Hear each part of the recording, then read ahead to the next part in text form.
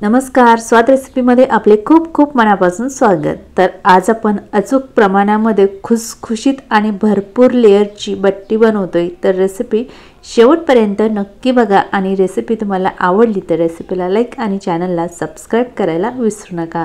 चला तर मग अशी खुसखुशीत बट्टी कशी बनवायची आहे ते बघूयात।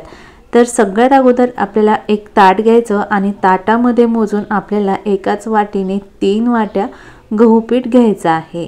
शक्यतो गहू पीठ आपल्याला बट्टीसाठी न चाळताच वापरायचे आणि त्यानंतर त्याच वाटीने यामध्ये आपल्याला 1 वाटी बारीक रवा टाकून घ्यायचा आहे। तुम्ही जर जाड रवा वापरणार असेल तर तो एक वेळेस मिक्सरमध्ये फिरून घ्या आणि नंतर बट्टीसाठी वापरा। त्यानंतर त्याच वाटीने यामध्ये अर्धी वाटी बेसन पीठ टाकून घ्यायचे।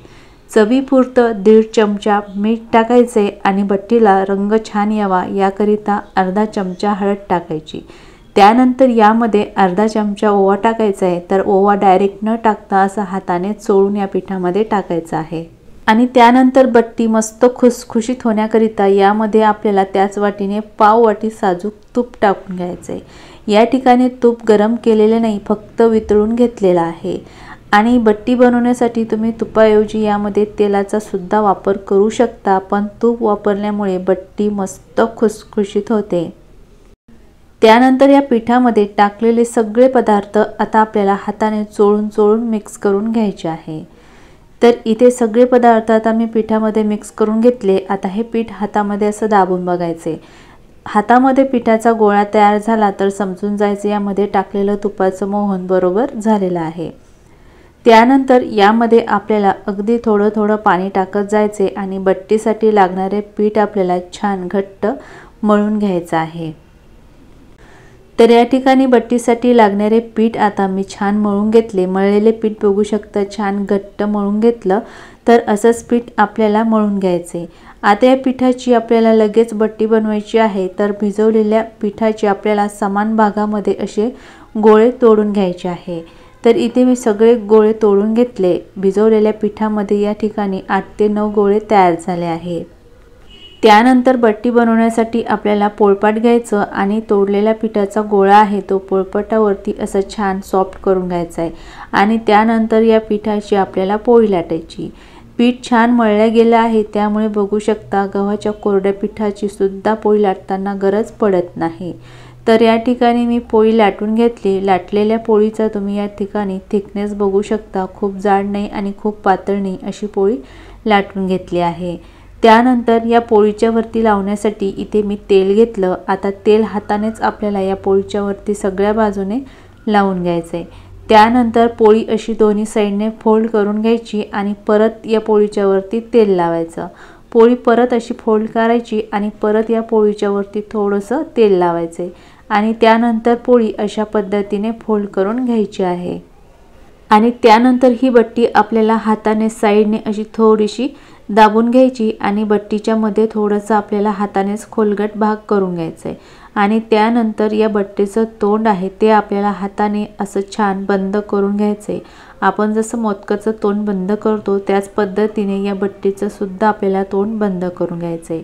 त्यानंतर बट्टी अशी हातावर गोल गोल फिरवायची आणि हाताने बट्टीवर थोडासा दाब द्यायचा आहे। बघू शकता मस्त बट्टी तयार झाली आहे। तर याच पद्धतीने या ठिकाणी आता मी सगळ्या बट्ट्या बनवून घेतलेल्या आहे। बघू शकता आता बनवून घेतलेली बट्टी आपल्याला वाफवून घ्यायची आहे।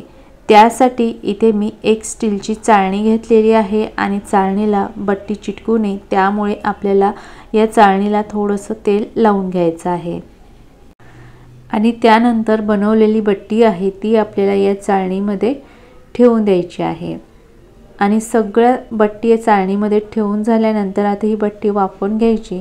त्यासाठी मी गॅसवर एका पातेल्यामध्ये पाणी गरम करून घेतले। आता गॅस कमी करायचा आणि या पातेल्यावरती आपली बट्टीची चाळणी ठेवून द्यायची आणि या चाळणीच्या वरती आपल्याला एक ताट झाकून ठेवायचे आणि मीडियम आचेवर आता ही बट्टी 10 ते 15 मिनिटं वाफवून घ्यायची। 15 मिनिटांनंतर आपल्याला ताट काढून घ्यायचे आणि बघू शकता 15 मिनिटांमध्ये बट्टी छान वाफवून तयार झाली आहे। आता ही बट्टी आपल्याला पूर्णपणे थंड करून घ्यायची। तर इथे मी बट्टी थंड करून घेतली। थंड झाल्यानंतर तुम्ही बघू शकता बट्टी छान वाफवून निघालेली आहे।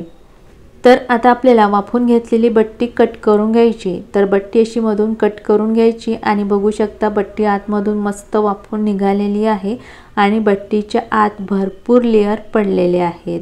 तर या ठिकाणी मी बट्टी अशी लहान आकारामध्ये कट करून घेत आहे, पण तुम्ही या ठिकाणी तुमच्या आवडीप्रमाणे सुद्धा लहान मोठ्या आकारामध्ये बट्टी कट करून घेऊ शकता। तर या ठिकाणी मी दुसरी सुद्धा बट्टी कट करून घेतली आणि बघू शकता दुसरी सुद्धा बट्टी आतमधून मस्त वाफवून निघालेली आहे आणि बट्टीच्या आत मस्त लेयर्स पडलेले आहेत। तर आता कट केलेली बट्टी आपण तेलामध्ये तळून घेऊ।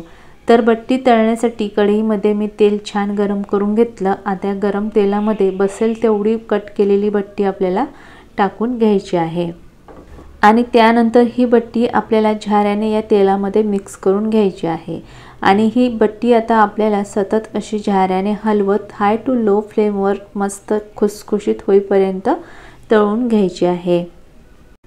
तर या ठिकाणी 3 ते 4 मिनिटांनंतर तुम्ही बघू शकाल बट्टी मस्त खुसखुशीत तळून झाली। बट्टीला रंग बघू शकता, खूप मस्त असा ब्राऊन रंग आला आहे आणि बट्टीला तुम्ही बघू शकाल भरपूर लेयर पडलेले आहेत। तर आता तळलेली बट्टी एका मोठ्या झाऱ्यामध्ये काढून घ्यायची आहे। खूप मस्त आणि खुसखुशीत अशी आपली बट्टी तळून झाली आणि ज्या शिल्लक राहिलेली बट्टी आहे ती आपल्याला सेम पद्धतीने तळून घ्यायची आहे। तर या ठिकाणी बट्टी मी थोडीशी तळून घेतली आहे आणि तळल्यानंतर तुम्ही बघू शकता बट्टी एकदम मस्त आणि खुसखुशीत या ठिकाणी तयार झाली आहे। तर माझ्या पद्धतीने अशी खुसखुशीत बट्टी तुम्ही नक्की करून बघा आणि तुम्हाला माझी बट्टीची रेसिपी कशी वाटली कमेंटमध्ये नक्की सांगा। रेसिपी आवडली असेल तर रेसिपीला लाईक आणि तुम्ही चॅनलला सबस्क्राईब केलं नसेल तर प्लीज सबस्क्राईब करा। परत भेटूयात पुढच्या व्हिडिओमध्ये, तोपर्यंत बाय बाय, टेक केअर।